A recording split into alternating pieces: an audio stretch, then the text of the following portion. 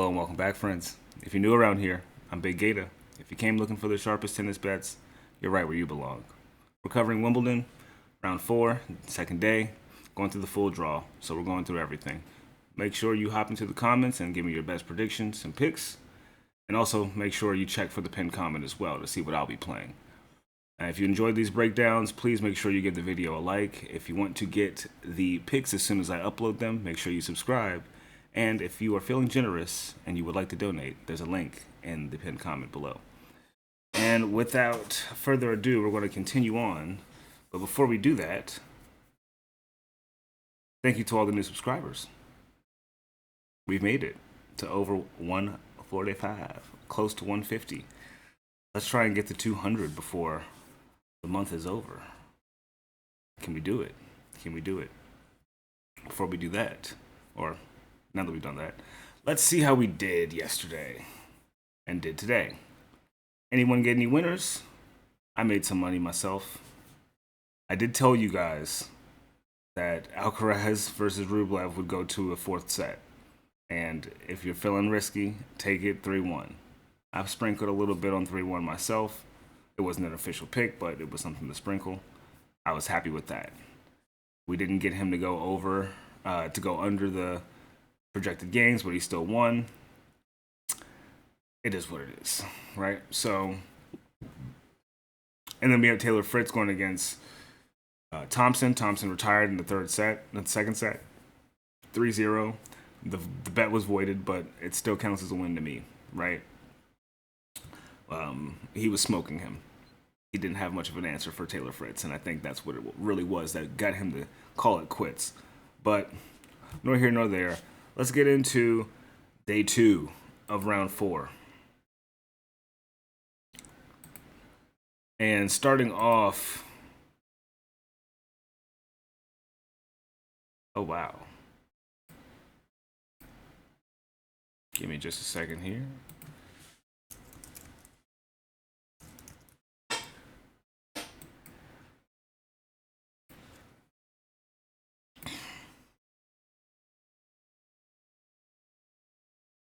Wait, what?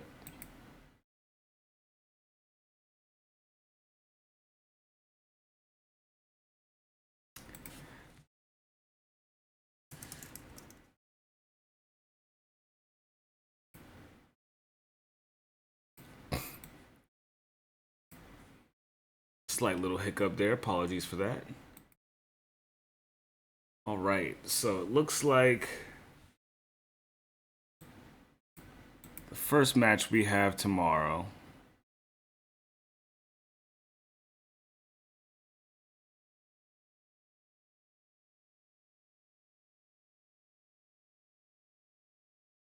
will be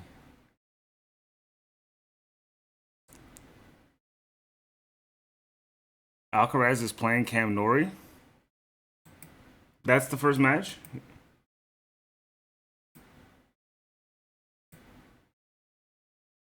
No. Impossible. Hold on.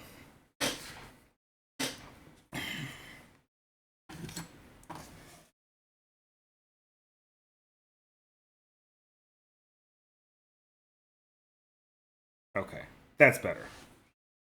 First match we have is Flavio Cobolli going against Marin Cilic.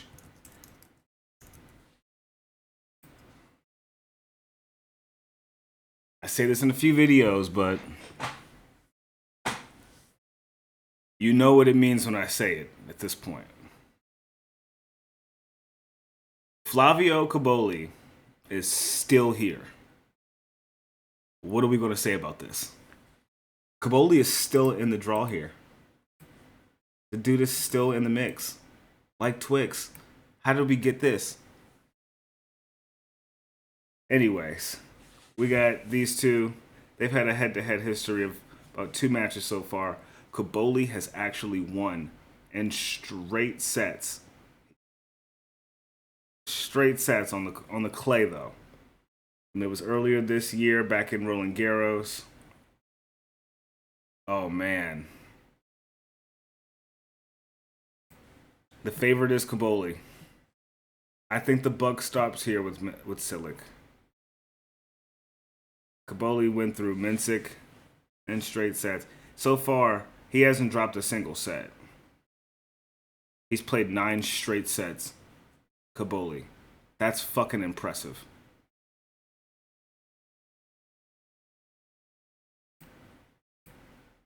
Now, we've gone into Cilic's history in the last video, but we can recap real quick.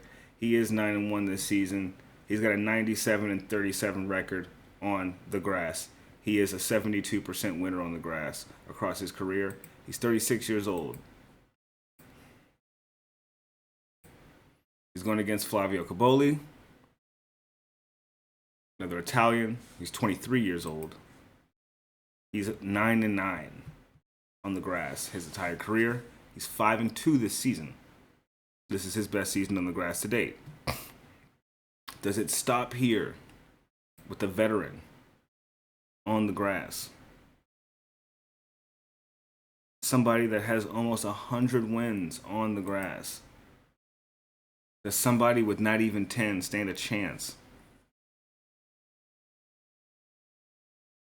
Now, if we're looking at the clay stats, right? Cobolli has doesn't even have a better statistic than him on the clay. But in the past 3 years, 5 years, when Cobolli's been actively playing on the clay, he's playing better.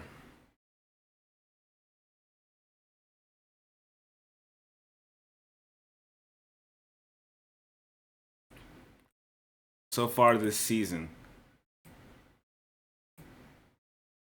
Cilic only has 10 losses, 22 wins. Cobolli has 17 losses and 23 wins. Thanks to his record on the hard courts this year. He's about 3-9. That doesn't help him very much. Had he not played any hard court matches this season, he'd be looking really good. It's hard to say here, man. You know, you have Cobolli, who is not dropping the set. Then you have Cilic, who is beating Minaur, Draper. Super tough people to be beating right now. Mensik is still at that young age, getting into a Grand Slam. The pressure gets to him. Cobolli, how many times has he been in this position at Wimbledon? Let's see. He lost in the second round at Wimbledon in 5 sets just last year. Previous years, he lost in qualifying round in the first round. This guy has been taking himself away.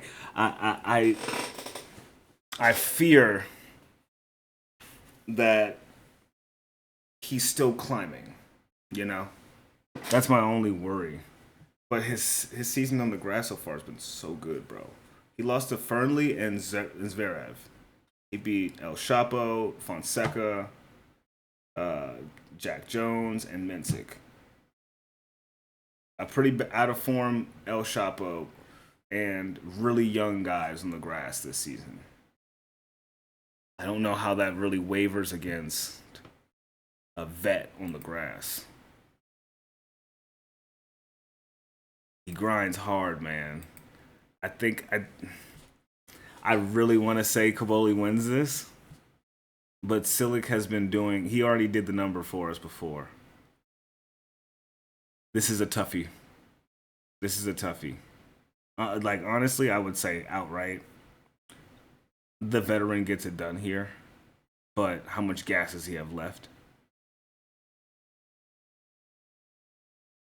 I'm scared to take it over 3.5 sets because I don't know if someone's going to get dusted here, you know? I'm afraid of taking it over because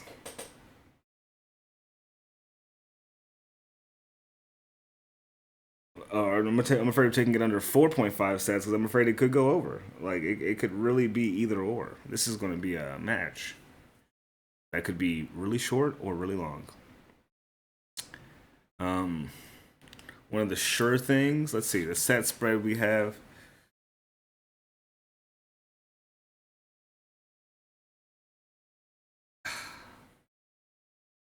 It's minus 196 for Cilic plus 1.5 on the set spread. We took him minus 1.5. Do we think he comes through for us with the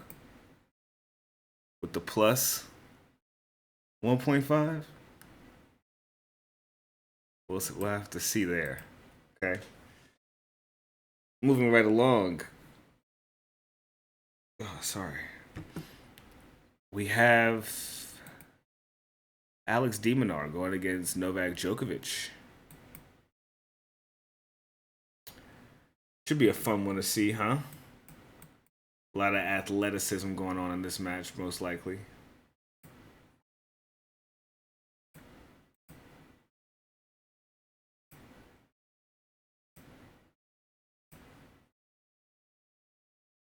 Okay. So let me pull up the information here. All right. So de Minaur and Djokovic have played each other 3 times before. Most recent time was a walkover at Wimbledon. So that was just last year. So this is their actual real go at it to see if they actually can go back and forth. Um, Djokovic is the winner here. I don't see Minaur, no matter what form he's in, beating this guy. They've dropped the same amount of sets so far. I would say the draws have been equally as difficult.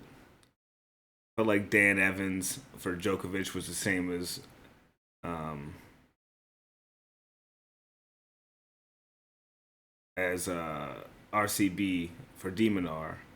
And I feel like the Kazal match was a lot like the Mueller match for Djokovic as well. So, and then we have Holmgren and Kecmanovic. I feel like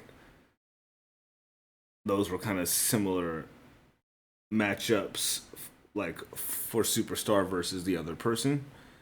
And the way that Djokovic is out here handling it, he's getting a bagel almost in every set, in every match. We had one bagel from de Minaur against Kazal in that fourth set, but we got a second set bagel, third set bagel, almost a first set bagel on Mueller, 6-1. So to me, that says that Djokovic's game is like at where it's at the entire match. He's playing high the entire match. Will that be the case for de Minaur? Like I said, they've had some previous matchups, but it hasn't been on the grass yet. They played last year on the clay. Djokovic beat him 7-5, 6-4. De Minaur beat him earlier that year in Australia, 6-4, 6-4. And then that previous year, 2023, excuse me. Excuse me. Oh my goodness. Djokovic beat de Minaur in straight sets. So the first grass head to head between these guys are 5 ranks apart. De Minaur was 8-2 last season. Novak was 6-1.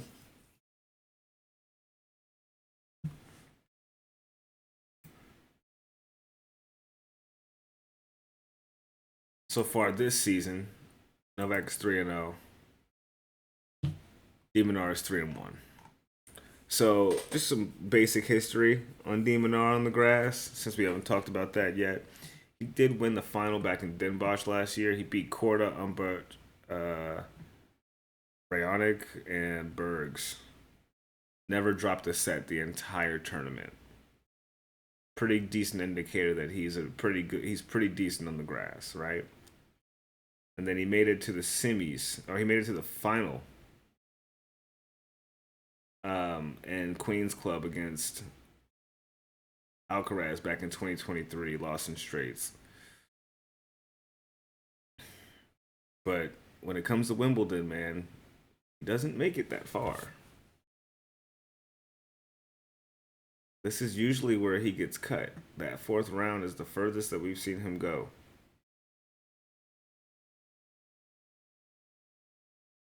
So what does that mean? That means it ends here. That means it ends here.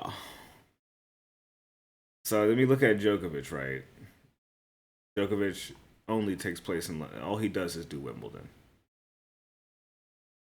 Winner in 2018, 2019, 2021, 2022. Runner up in 2023. Runner up in 2024. Now, the journey for Djokovic to the finals, we can look into that in the past 2 years, right?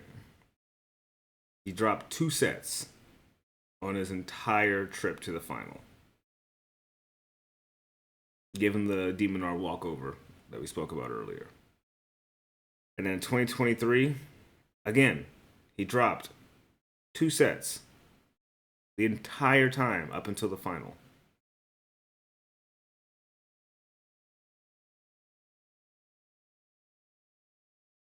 How many sets has he dropped so far? 1.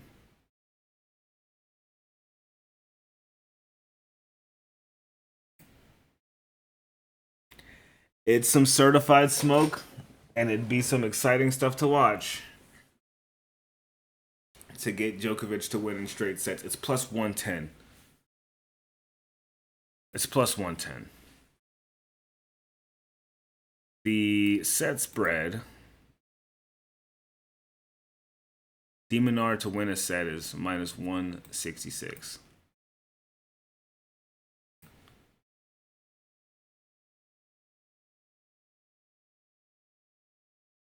Minaur beat him in straight sets in that United Cup match. I don't know about you, but I don't know if Novak Djokovic gives a flying fuck about the United Cup. I think he cares about Wimbledon. And I think he's going to make it known that he's going to be the guy that's going to get this done.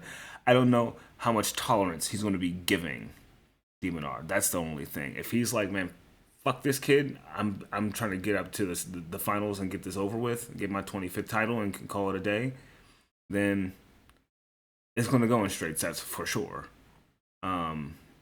This is going to be a super acrobatic match, I feel like. There's going to be a lot of rallies and then a lot of drop shots, a lot of back and forth. Kind of like what we saw in that Kecmanovic, that one little clip from Novak versus Mir. But yeah, obviously we're taking the money line. Isn't going to be valuable, but Djokovic is winning the match, right? If you wanted to parlay it, let me see how many total games. Okay. Now, this is a good question. The very last time they played each other, it was on the clay, granted. Minaur did manage to get 5 games in the set.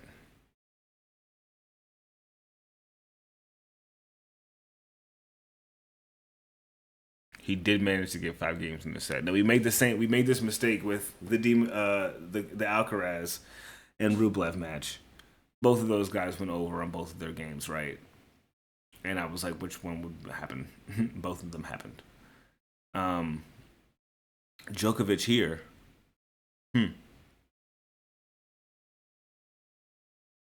He doesn't have to drop a set for him to get 20 games. That's the other thing, right? Like, it can go 7-5, 7-5, 6-3. 7-6, 7-5, 6-3. I don't know if Minaur is able to get a set off this guy.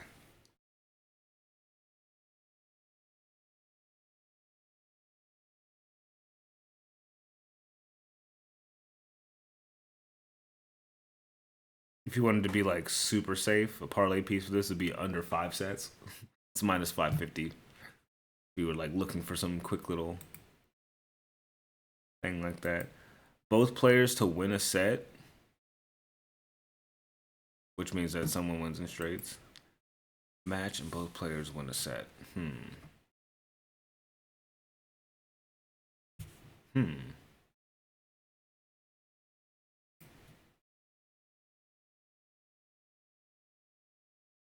So you can honestly you can pick your poison there. Honestly, you could sprinkle on both, and it's still you'd probably end up doing all right. It's plus 140 for Novak Djokovic to win the match and both players to win a set. And then him to win 3-0 is plus 110. So if you can't decide between either or, those are the two good options to pick between, I would say. If you feel confident that he'll get it done in straights, boom. If you think that there's a chance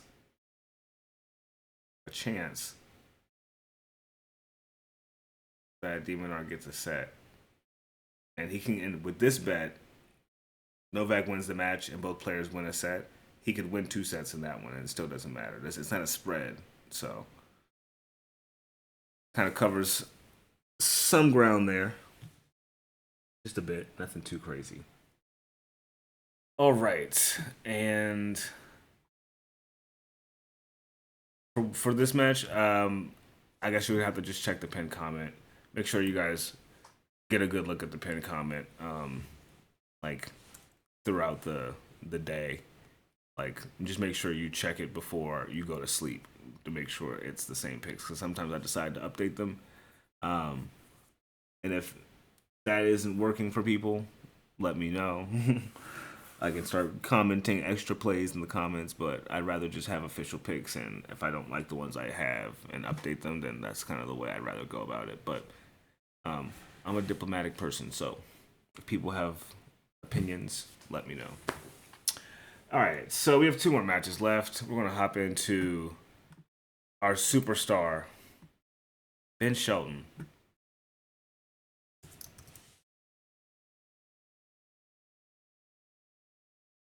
Going against Lorenzo Sonego. So Shelton and Sonego have played each other about 4 times now. Ben Shelton being the guy that gets it done. They played each other twice this year. On the clay and on the hard courts. Both times, Ben Shelton has won.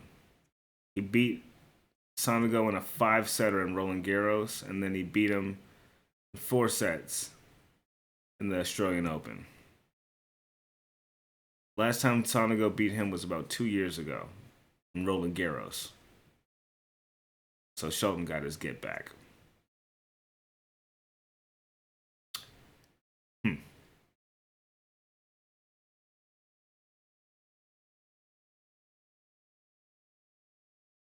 I'm actually surprised, but I'm not surprised. I told you guys Sonego was probably good enough to beat Nakashima.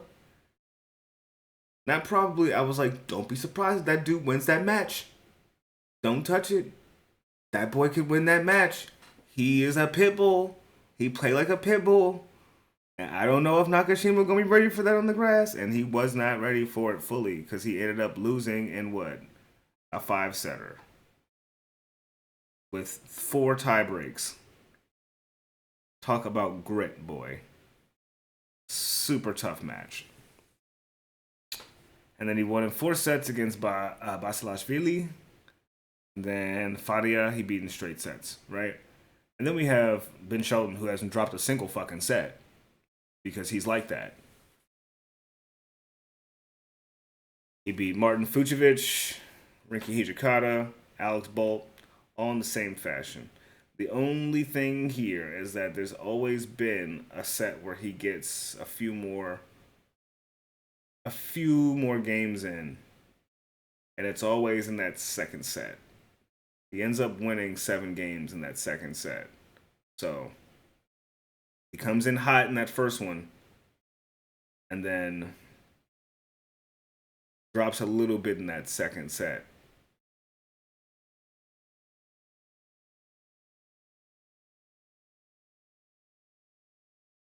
both of these guys have been in second set tie breaks in their last matches, where things have gotten a lot more competitive, so to speak. Do I think it happens here?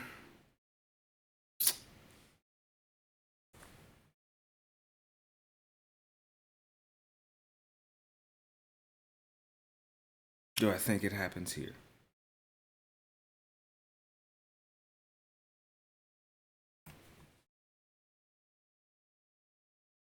Let's see. So one thing about all of their games is the last time that Shelton beat the guy um, in straight sets was 3 years ago in Cincinnati. I would say that he's a completely different player now, a lot more mature. That 3 years ago, Ben Shelton was not top 10 ready. This is the top 10 playing Ben Shelton right now. That's the thing I'm more worried about. Nakashima has got a good serve. He's good, right? But I don't know, man. Ben Shelton is looking like he trying to get to the finals, bro. He looking like he trying to go to the finals. And who can we to disagree? Who can we to judge him for that? He's playing his behind off. So the one trend here is outside of the 3 year ago straight set win for Shelton, they've always gone to over 4 sets. That is actually priced a lot better than Ben Shelton winning. Um, let's see if you can parlay them together. Huh. So actually not a bad little thing right there. Okay, so Ben Shelton over 3.5 sets in the money line. Sorry about that. There is also, I'm sorry, lost my train of thought. Over 3.5 sets and Ben Shelton money line is plus 112. It's not bad, right? It's not bad. I'm kind of digging that, honestly, as a little parlay piece right there. That way we can kind of focus on one game, be excited for that one outcome, and it seems pretty doable. I like Ben Shelton's odds here. Um, Nakashima had a decent serve on him. He ain't got the Ben Shelton serve that we're seeing right now. How many aces Ben Shelton get last match? Anybody know? He only had 9. How many did he have against Rinky? 11. I think the serve isn't going to be doing a lot of acing, but it's going to be a very, very, very effective serve against Sonego. Only thing is that, like I said, this dude's bullish. He's bullish. He's got pit bull in him. So, last thing I'll check before we move on is the spread, right? Let's see how well he covers the spread.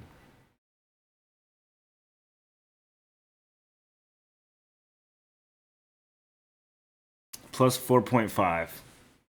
He covers, or I should say, minus 3.5. Ben Shelton covered in their last match in Paris. And then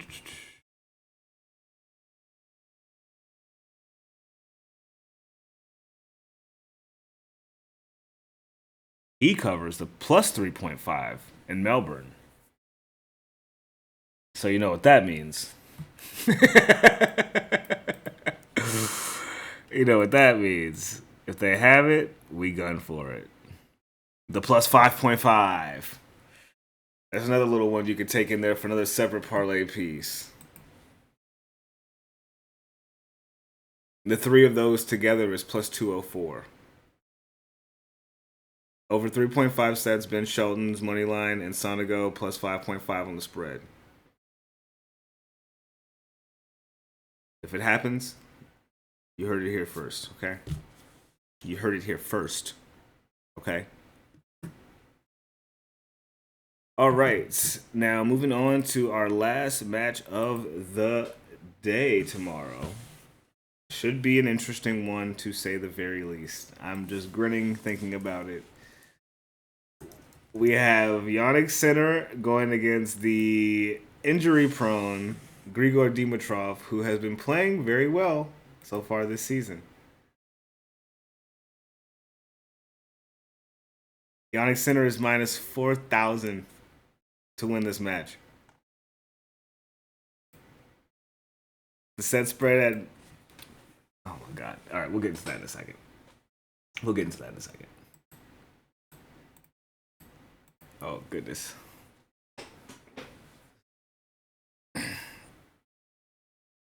Okay. Sinner versus Dimitrov. They've had 5 head-to-heads so far. Amazingly, there's been no retirements from Dimitrov. They haven't played each other this year. They had about 2 head-to-heads last year, 2 the year before, and then, of course, one about 5 years ago, which was Dimitrov's only victory on the young Yannick Sinner. An 18-year-old Sinner was not number 1 in the world. You guys do not remember. He was a struggling, scrawny kid from Italy, still getting his game together at that time, but still very decent. Had a good forehand, had a strong little snappy backhand, and look at where he got him today. So, this will be the first time that these two play on the grass. Sinner is 27-12 on the grass. Dimitrov is 62-36. Sinner leading with a 69.3 win percentage. Dimitrov trailing with a 63%. Dimitrov is undefeated on the grass this season. We did have a loss from Yannick Sinner, who was worried about Bublik and how. So he lost in what, 3 sets?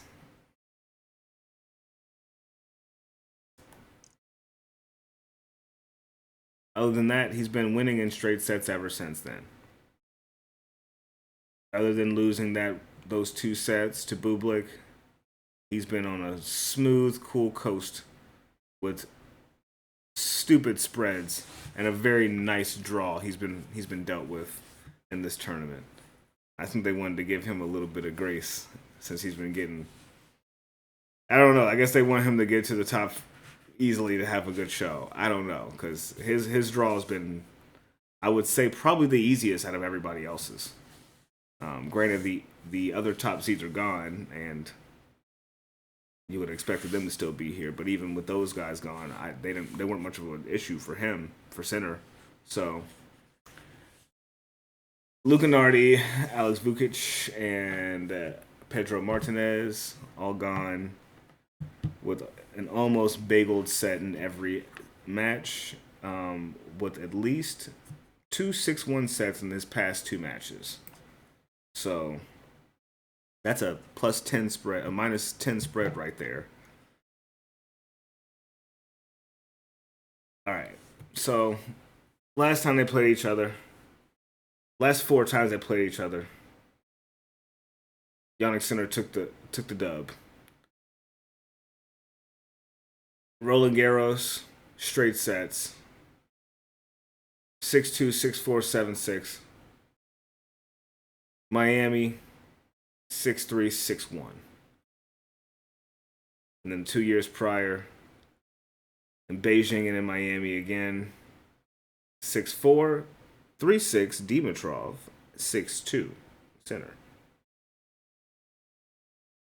Dimitrov's playing well, but I don't know, man. He's beaten Offner, Mutet, Nishioka. He's only dropped a set so far. It's not bad. I think I have the one for this one. I think I have something for this one. Now, It's been a year. And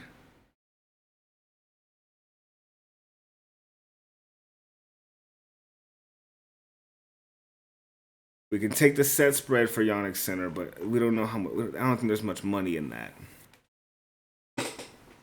Truly, I don't. And it's hard to tell if he's been honestly challenged here. Right? We started to see, I don't know if we all saw it, but I definitely saw him softening up on Martinez because he noticed that he was injured and still whooped his ass. Still got it done. So, will he be in for a rude awakening against Dimitrov?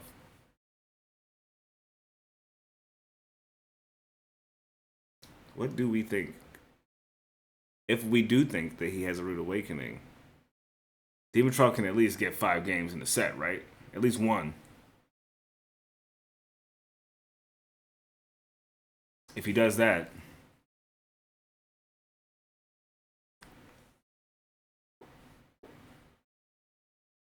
we can get Sinner to get 19 games.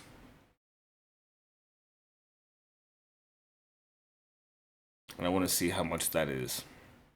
Because him to get over 19, him to get 20 is plus 111. I don't know if there's 2 sets like that.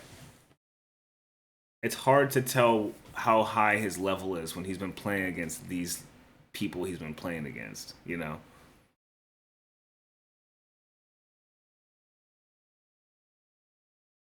Dimitrov dropped a set to Mutet, and that was it. And Mutet's been, out of the 3 people he's beaten, I would say probably the hardest person to beat given the form he had on the grass. There was only one set, and that was the set that Mutet won that ended 4-6. The other ones that ended up, being finished off by Dimitrov ended in 7-5. So he gets pushed. But does he do the pushing? That's the question. I didn't see that full match, so I have to go back and look. Was he the one doing the pushing? If he's the one doing the pushing, then I can see him doing a little bit of the pushing here against Sinner. So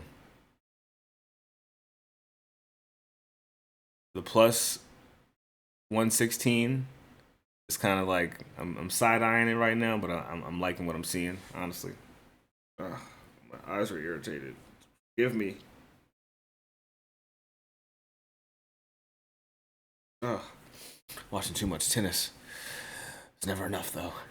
Just kidding. So 19.5 over total games for Sinner is kind of what I'm digging right now. It's kind of what I'm feeling right now. Yeah. And then for the set spread, do we even have that? Let me see.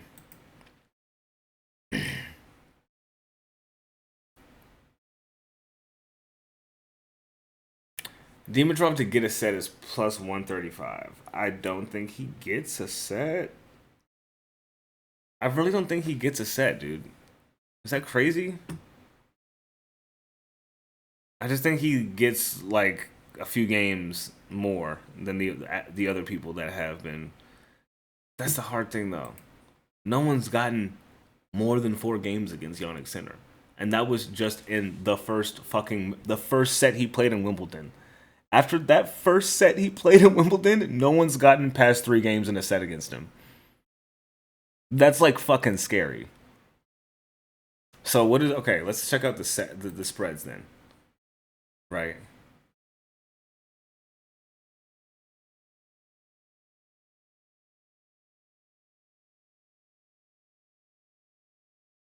Four, 2, and 1.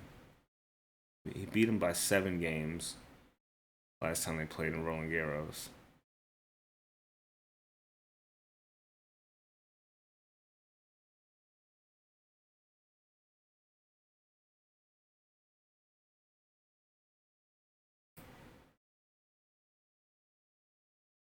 Hmm. Uh,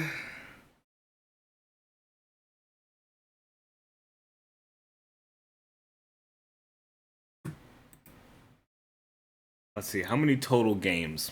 See if we can alt it up high and see how much we can get it for. Under 34 games? Under 34.5 games?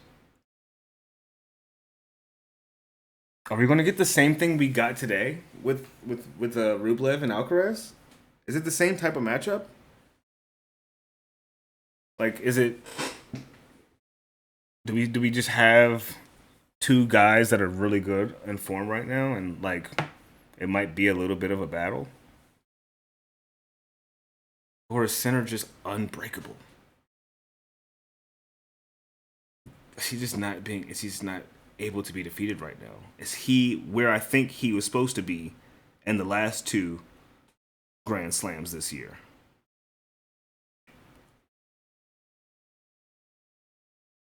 Has the beast been truly awoken? I didn't say because I wasn't I didn't have I wasn't making videos at the time, but if you guys saw the face that Yannick Sinner had when he sat there and watched Alcaraz take that trophy, and they asked him about it later, and he was like, "I was just soaking it all in." Soaking what all in?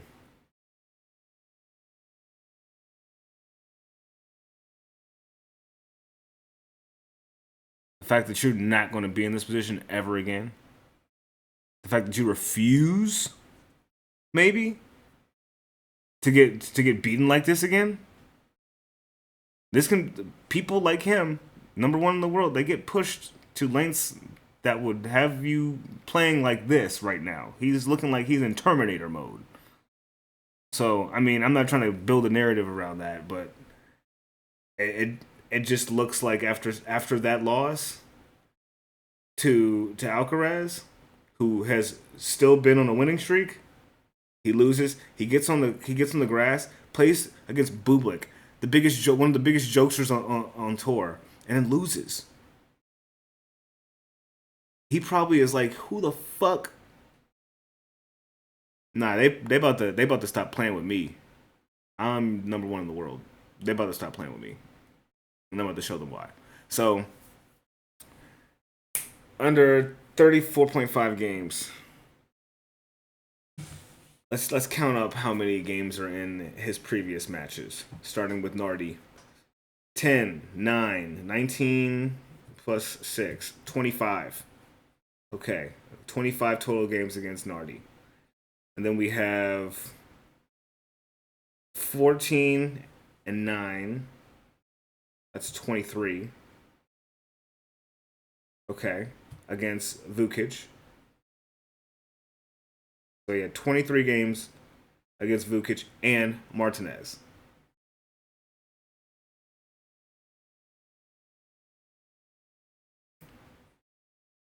He never got over fucking 20. Dude never has seen 30 games. He has not seen 30 games in this entire tournament. Is Dimitrov going to put him there? Dude, it's plus money to go under 30.5. They can get just to 30. What does that even look like? Let me see what Dimitrov's matches have been looking like. Okay. 6'3", 6'4", 7'6". It's that 19 plus 13. That's 32. Okay.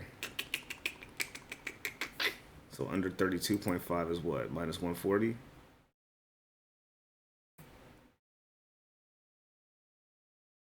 Minus 160 for about 33.5? Huh.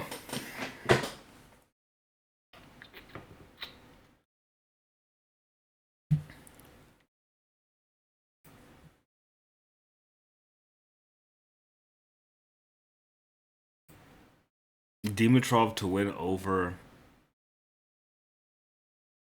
13 games. Over 12 games. Sorry. He needs 13.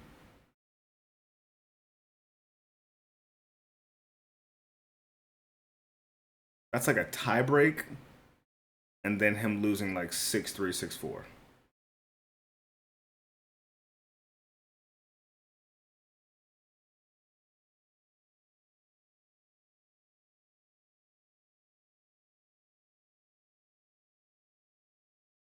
Like that's him losing the tiebreak. He could do that. Could he? Could he get? Could he push it to a tiebreak? How many aces has Dimitrov been knocking down? Yeah, 15 against Offner.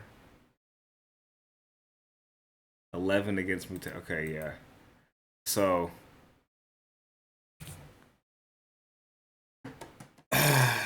we'll have to do some digging on this one. We'll have to do some digging on this one.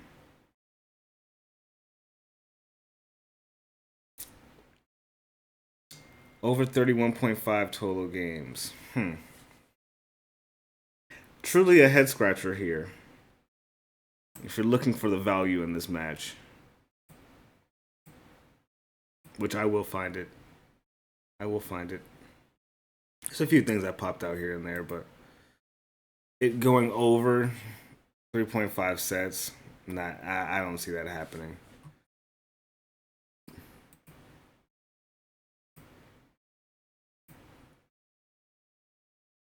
But yeah, that should be it. Holy shit.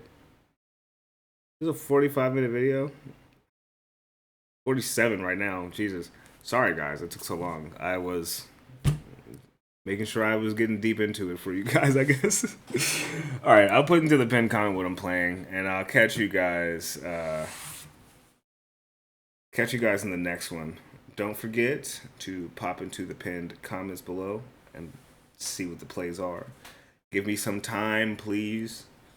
I want to make sure that I get some good research in. I don't like to hold my video from uploading. Like, I don't put it on private. I just let it go up so you guys can get to the information as fast as possible, and I add the comment later. If it doesn't work out long term, then I'll change it, but this is the way it's been going, and people have been getting some happy results. So with that being said, I will see you guys tomorrow. We'll continue on, and good luck, and let's continue with Wimbledon. Peace.